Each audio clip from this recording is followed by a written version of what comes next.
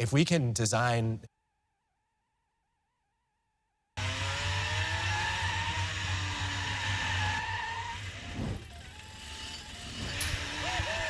What is up, everybody? Welcome to this Wave 2 Mario Kart 8 Deluxe DLC review. And you know what? We thought going through Mario Kart tracks, it's such a personal experience. It's such a subjective experience. Why not get two of us on here, get two perspectives? So I'm Jake, and I'm joined by Tris. Tris, thanks so much for coming on this review. Yeah, I mean, come on. It's Mario Kart. How can I not be here? Of course. Okay, because I know I've got some hot takes. I know you've got some too. So we've got to set the record straight here. I think we start off with the first course in the Turnip Cup, New York Minute. What are your thoughts? New York Minute is the very first course ever from Mario Kart Tour originally, so it felt very early initially. So I was excited to see it come to 8 and see if it actually felt better. And I definitely think the structure they have here, the way it changes each lap, it feels quick, it feels fun, and it's honestly just executed better than it was in Tour initially, I think. Yeah, it is funny. It definitely feels like an early Tour track because there is something about it that just feels a little, it's so contained. So the next track in the Turnip Cup is Mario Circuit 3. Tris, I'm taking this one straight off the top because Mario Circuit 3, this is a top tier Mario Kart level, and I feel like it does not get the respect it deserves. And let me just make this argument. You know, the act of actually playing Mario Kart, going online, hitting random, doing all those stages, this is a course that on its own you might look at it and it's humble, but I think amongst the whole, it serves a purpose. It is a flat track. You can always see like the other racers in your immediate proximity. It's about taking those tight turns. It is a track that has a lot of turns, a lot of just like exciting movement. So while it's like not a fun time, I think it's a fun ride. And that to me makes the engagement level of Mario Circuit 3 so high. I absolutely love racing on that track. Yeah, this track is honestly up there for me. I like this one a lot because of the fact that, like you mentioned with all the different turns, you could basically cut any corner on this track. Like, sure, it may be the SNES track that has like those nice colorful like brick block borders, but every turn, if you have a mushroom, you could take advantage of each turn, kind of boost through the dirt or the sand, and immediately come up ahead of somebody else. And there's a lot of those here, and there's even like some wide ones too, where the turn or the track actually like really goes around like a big off-road section that you could just cut through. And you could do that at so many points in this track that while sure it may not be the visual spectacle of like Waluigi Pinball or Sky High Sundae, it doesn't need to be, because I think it's a good track design that has so many shortcut opportunities that, yeah, it just keeps you highly engaged the whole time. Totally. And I think you're hitting the nail on the head there, where I love a good bespoke shortcut, a little ramp you're supposed to take, but there are few things as satisfying as it's the perfect moment. You've got that mushroom, you make the shortcut yourself, you're drifting, you hit the button, like, oh, what a good time. Wave 2 starting off strong, and it does not let up, Tris. The Turnip Cup. I'm starting to think the Turnip Cup might be one of the strongest cups in this game, because track number 3, Kalimari Desert. Oh man, Kalimari What do you even Desert. say? It's such an iconic course, right? I mean, back from the N64 era, people have always loved this course, and they gave us more than that, because it's not just your classic Kalimari Desert you played back in the day. This is the one with the new additions from Mario Kart Tour, where it actually changes each lap, and you get to go in the tunnel with the train as a more prevalent hazard. You don't just stop for it, you gotta like veer away from it now. And it gives a lot of options too for that final lap. And I think this really shook up this course to feel like something much more exciting. Incredible level of constant engagement on this track. I think something that Kalimari Desert nails beautifully is the progression of the laps feeling more like high stakes, more tense, crazier. They know, okay, this is like the least exciting, this is the next most exciting, and this is the one where you're like, oh my god, the train is coming at me. Even when you are, you know, the train is coming down at you and you're going into the tunnel, it is less space than I expected to have. Yeah, it is. Tris, is this one of the best Mario Kart tracks of all time? It may just be. It may just be. Oh, yes. Oh, my God, yes. Goated. Absolutely goated. Man, I'd love to know, people in the comments, just really quick, at this point in the video, just scroll down. What do you think? Calamari Desert, is it goated? And I want to know what other tracks in your mind are the goated tracks. And the final track in the Turnip Cup. Tris, how do you feel Waluigi Pinball fares in Mario Kart 8 Deluxe? As iconic as this course is, and as much as people Kit Kat 2.0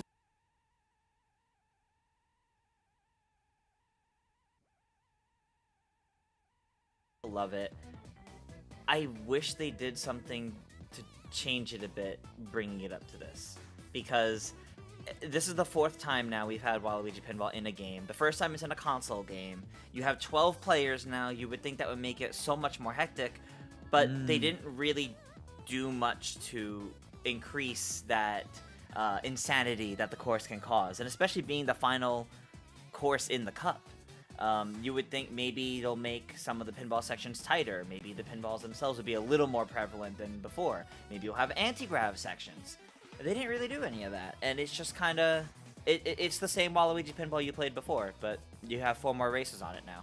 Playing it, it's like something is missing, and I think, I wonder if, because of how Mario Kart has progressed, and now we of course have this beautiful game on Switch, I wonder if something about the scale is a little lost, because this is a track that originated on DS. Yeah. And I think, you know, and I think maybe that scale meant more there than it does here. Like, I know the sounds kind of change when you, like, cross a lap or grab an item box, but all of those little things, they're not prominent enough for me. I wish the changes were a little different. It's not even close to the level you get when you're on, like, the Animal Crossing or Zelda stages, for example. Yeah.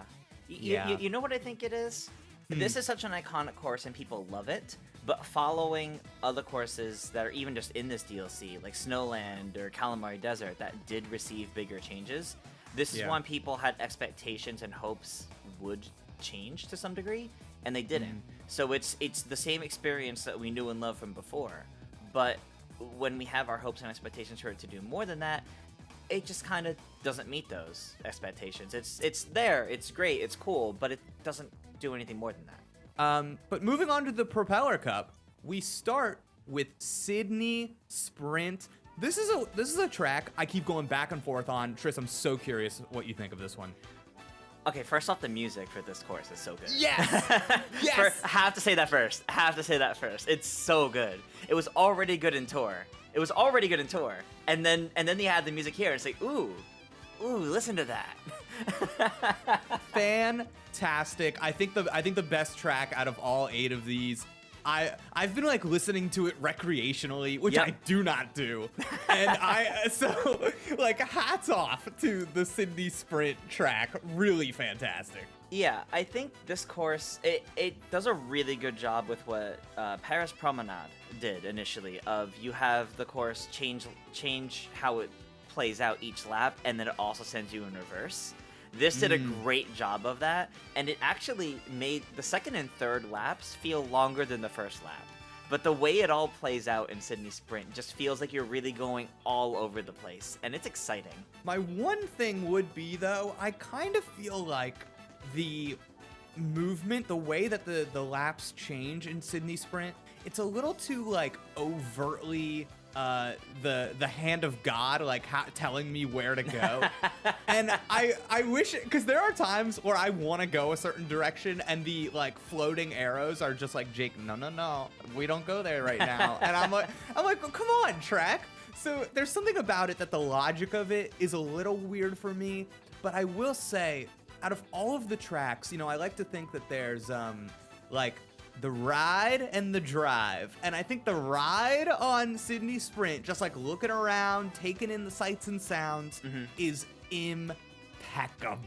I love the little theater. I love my favorite part of this track is when you're in like the little park overlooking the ocean. Yes. And you can see the boats on the. It really reminds me of, if anybody knows this reference, Domino Park in Williamsburg in Brooklyn. I feel like I am back there. It is such a cool vibe. I love seeing what's going on like the little benches in the park on the left, and then what's going on with the boats and everything in the oceans. The thing that looks like Daisy Cruiser but isn't all the way out there. Like, oh my God, such a cool like tour on this track. Really obsessed with it. Yeah, no, that's definitely a great way to put it, because there's a lot of little vistas. There's a lot to see in this course. And unlike New York Minute, where it's all at night and it's mostly the city lights to see, this gives you a little more of the area to see. And it's just really nice.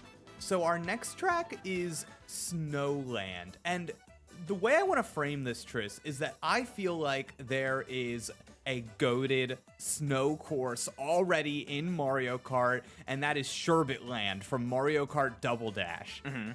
And I just have a hard time with this track. I wish it were more like Sherbetland. I wish there were more things on the road. I wish there were more opportunities for us to get a little messed up. I see. So yeah. So I think what it ends up serving is a function actually more similar to a Mario Circuit 3, which I enjoy, and I like the track, and I really like racing on it. But I feel it lets me down in the ice theming a little bit. Thematically, yeah, I see what you mean. Yeah. I see what you mean. Yeah. Like you could have taken Snowland and skinned it to like anything else, skinned it to like a desert, for example, and changed the penguin to something else and remove the ice traction. A lot of the course wouldn't change very much. I see what you mean there about that. But I actually like I understand how you feel about this course, but I'm actually at the opposite end of I actually really love this course, and it's one of the standout ones in this wave of DLC to me. And I did not expect that to be the case. I really like shortcut potential on this track, just like Mario Circuit 3. I think the penguins make for an interesting obstacle that are just fun, and then you feel bad every time you hit them because you hear the little squeak. I think the feel of the course itself feels like a classic Mario Kart course to me, and that makes it really exciting. And I'm glad it's not one-to-one with the original, where it's like it's just ice everywhere and then some snowmen. Like, they themed up this place pretty nicely, and I think they did a good job updating it when the source material for it didn't really have a lot to work off of other than ice and snow, and that's it. I think what you're pointing out is that I have a toxic relationship with ice levels, and I assume they're gonna hurt me. And so now I have this like nice sweet one, and I'm like, oh, but why aren't you violent? Because you're right. It's supposed to be jolly, I think. Mm-hmm. Okay, cool.